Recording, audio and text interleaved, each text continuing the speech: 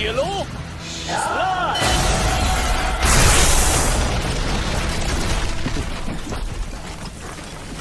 क्या बात है।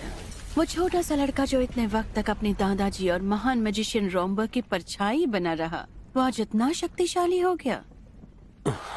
मुझे पता था तुम्हें ये जिम्मेदारी देकर मैं कोई गलती नहीं कर रही। ये है डिमन लॉर्ड्स आर्मी की 7th कॉर्प्स कमांडर सेफिरो। सीधे शब्दों में कहूँ तो ये मेरी बॉस है और इकलौती डीमन जिन्हें मेरा राज पता है। आप क्यों आई? किसी और को भेज देती तो सरप्राइज देने का मौका कैसे मिलता? वैसे भी काफी दिन हो गए थे। आर्सेनम की वजह से आई हैं। मैं उसकी रिपोर्ट सबमिट करने की सोच ही रहा था। मेरे लोगों ने मुझे तुम्हारी उस बेहतरीन जीत के बारे में काफी पहले बता दिया है। आखिर कैसे तुमने उस शहर को अपने कब्जे में कर लिया आइक, लेकिन मैं उसके लिए नहीं आई। फिर ऐसी कौन सी बात है जो आपको यहाँ तक आना पड़ा? दरअसल बात यह है कि डेरोकोटे ने तुम्हें मिलने के लिए बुलाया है। हाँ? तुम्हें ये जानकर खुशी होगी कि तुम पहले ब्रिगेड कमांडर हो जिसे ये मौका मिल रहा है। लेकिन मैं ही क्यों? इसकी वजह ये भी हो सकती है आइक कि एक ही हफ्ते के अंदर तुमने आर्सेनम पर कब्जा जो कर लिया। तो इसीलिए मुझे यहाँ आना पड़ा ताकि तुम्हें अपने साथ डीमन लॉर्ड के किले में ले जा सकूं। अभी इसी वक्त? सवाल कम करो और अपना हाथ मेरे कंधे पर रखो। ओह, तुम तो बड़ी अदब वाली निकले। मुझे लगा था तुम मौके का फायदा उठाओगे। ऐसा कभी नहीं होगा।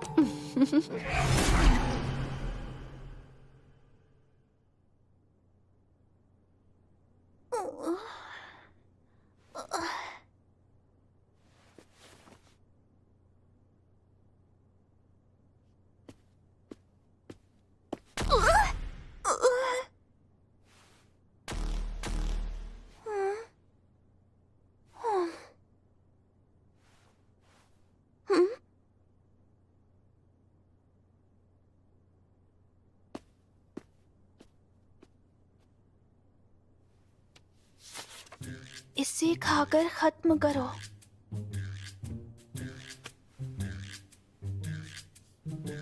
हाँ। कितना टेस्टी है।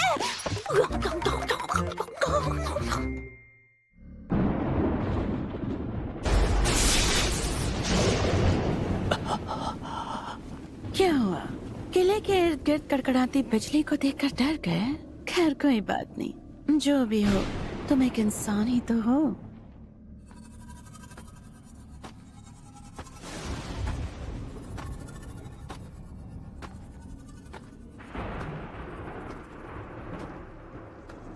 कमांडर, दरवाजे पर खड़ा ये गार्ड किले के अंदर जाने वाले हर मैजिशियन को चेक करता है क्या? अब उसका काम ही यही है।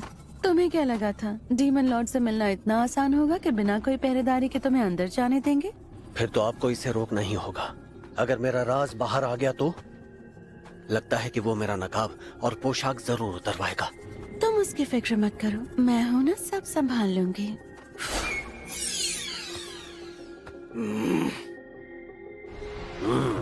इतना शानदार जादू रोम्बर्ग के पोते से इतनी उम्मीद कर सकते हैं। तुम मेरे दादाजी को कैसे जानते हो? ऐसा कोई डीमन पैदा नहीं हुआ जिसने महान मैजिशियन रोम्बर्ग का नाम न सुना हो। सालों बाद भी मेरे दादाजी को कोई भूल नहीं पाया।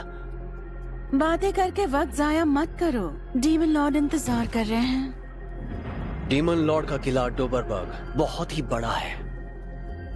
डीमन लॉर्ड की विशाल ताकत और जादुई शक्ति को दिखाने के लिए इसे ऐसा बनाया गया है। इसलिए ये जगह बहुत ही विशाल है जहाँ से इस वक्त मैं चलकर जा रहा हूँ। कमांडर, उनके पास पहुँचने तक और कितना चलना होगा? बस पहुँच ही गए। तुम यही सोच रहे हो ना कि मेरी उड़ने वाली शक्ति आखिर तुम्हारे पास क्यों नहीं है? नहीं नहीं, ऐसा कुछ नहीं है। ये इन्हें कैसे पता चला? मैं हमेशा से चाहता था उड़ने वाली शक्ति मेरे पास भी हो। मैं जादू से ऐसा कर तो सकता हूँ, पर इतनी अच्छी तरह से कंट्रोल नहीं कर सकता। ज्यादा से ज्यादा बस ऊंची छलांग मार सकता हूँ।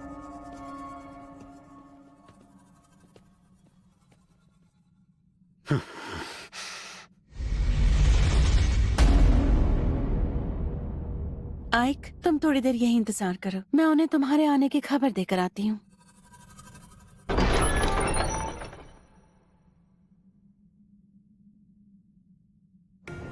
डीमन लॉर्ड डेरोकोटेन ने इंसानियत के खिलाफ जंग छेड़ दी है और साथ ही शैतानों को हर चीज में आगे कर दिया है। वो शैतानों के लीडर और सबसे शक्तिशाली हैं। माना जाता है कि वो निर्दयी और हिंसक हैं। चाहे दोस्त हो या दुश्मन, वो किसी को भी नहीं छोड़ते। अगर उन्हें लगा कि कोई उनके काम का है तो चाहे वो कमजोर हो या उसे जादू ना आता हो, वो उसका इस्तेमाल कर ही लेते हैं। उनके लिए सिर्फ काबिलियत मायने रखती है और इसी की नींव पर उन्होंने डीमन आर्मी खड़ी की।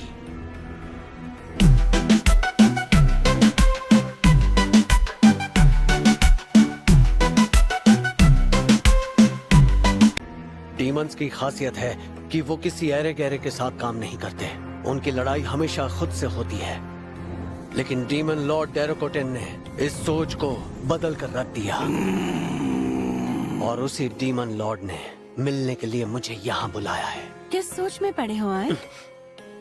अंदर आ जाओ।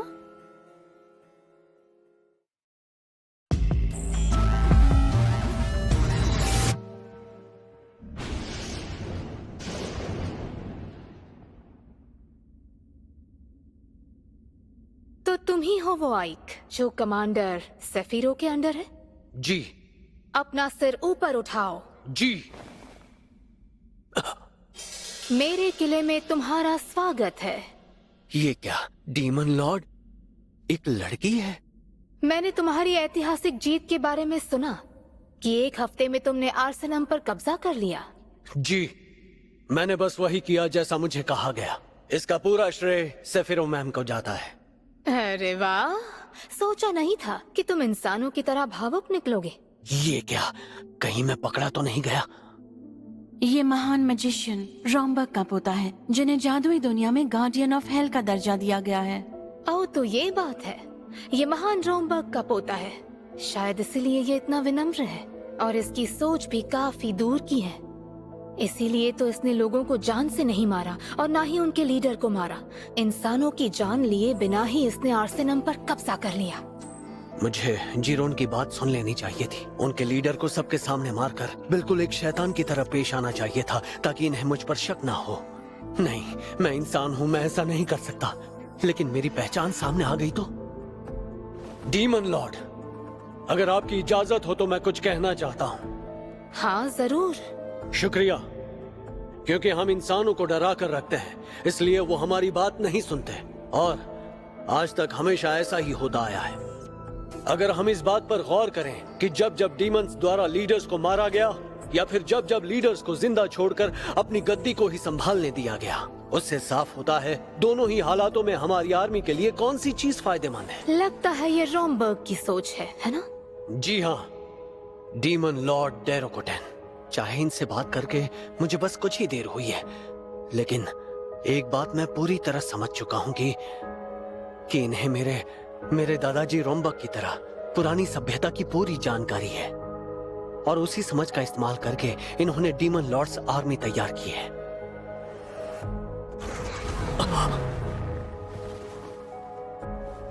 ये बात तो साफ हो गई कि तुम बाकी डीमन से बहुत अलग हो और अगली बार मैं तुम्हारे मास्क के पीछे छिपे चेहरे को देखना चाहूंगी। उम्मीद है कि तुम ऐसे ही काम करते रहोगे पूरी ताकत से।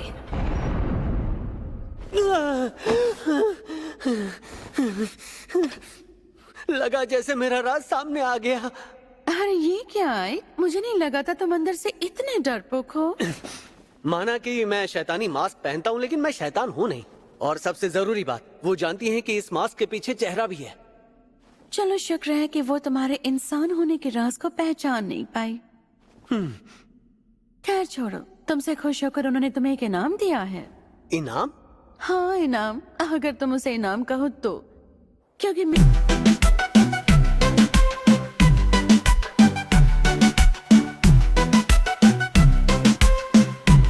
नजर से देखोगे तो वो किसी सजा से कम नहीं है।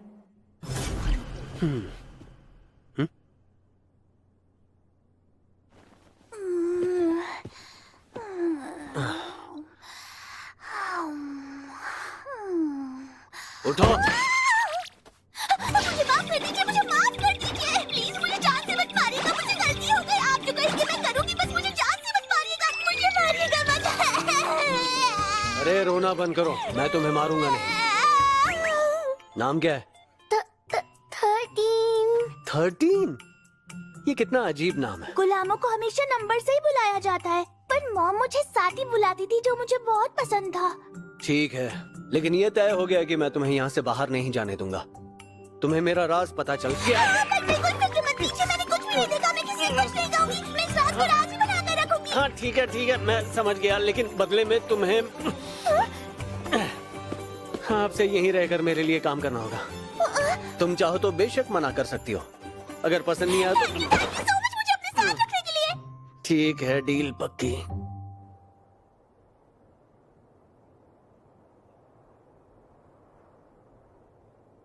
आई सर, आइवेलिया का शासक बनने पर आपको बहुत बहुत बधाई। मुझे तो मजा आ गया। शासक? और वो भी मैं? इसमें इतनी हैरानी की बात क्या है? वो बात नहीं है, लेकिन आइवेलिया ही क्यों? क्योंकि वो आर्सेनम से आगे साउथ की ओर ही आता है और वहाँ के लोग जंग के लिए पूरी तरह तैयार हैं। क्या? लेकिन मैं तो। वो शहर काफी छोटा है, पर वहाँ की आर्मी को हल्के में मत लेना। तुम्हारा मिशन होगा सबसे पहले उस शहर पर कब्जा करके वहाँ से आने वाले टैक्स को डबल करना। क्या कहा? डबल? वो भी जंग के बीचों बीच? अगर कम लग रहा है तो ट्रिपल कर दूं। बिल्कुल नहीं। इस होने वाली जंग में हम इंसानियत के लिए लड़ेंगे। किसी भी वक्त उनकी तरफ से हम पर हमला हो सकता है। अगर कम लग रहा है तो ट्रिपल कर दूं। अब क्या करूं? जंग के बाद वाले नतीजे के बारे में कमांडर ने सोचा ही नहीं। सबसे पहले हमें दीवारों की मरम्मत करवानी होगी। चिंता मत कीजिए सर, मैं इसी वक्त अच्छे मजदूर और इंजीनियर को लेकर आता हूँ। दीवारों को तैयार होने में कितना वक्त लगेगा? कम से कम 6 महीने सर, इतना तो वक्त लग ही जाएगा। ये तो बहुत ज्यादा है। क्या करूं? रहने दूं? नहीं, अगर हमला हुआ तो हम 2 मिनट में ढेर हो जाएंगे। दीवारों की मरम्मत तो करवानी ही पड़ेगी, कोई तो रास्ता निकालना होगा। सिर्फ 1 महीना।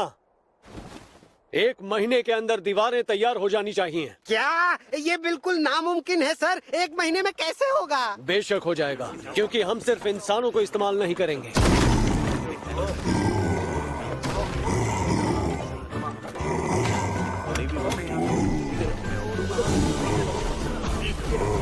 ऐसा पहली बार देख रहा हूँ जब इंसान और शैतान एक साथ काम कर रहे हैं। ऐसा नजारा पहले कभी नहीं देखा।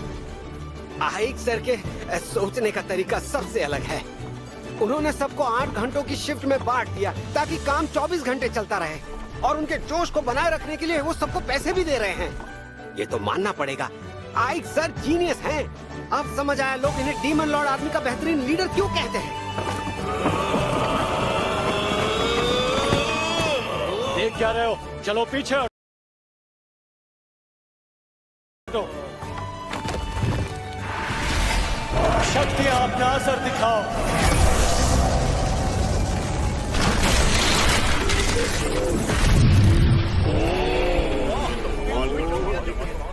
मुझे बस इनका साथ देना और सब कुछ ठीक हो जाएगा। बेवकूफ था जो इन्हें छोड़ने के बारे में सोचा।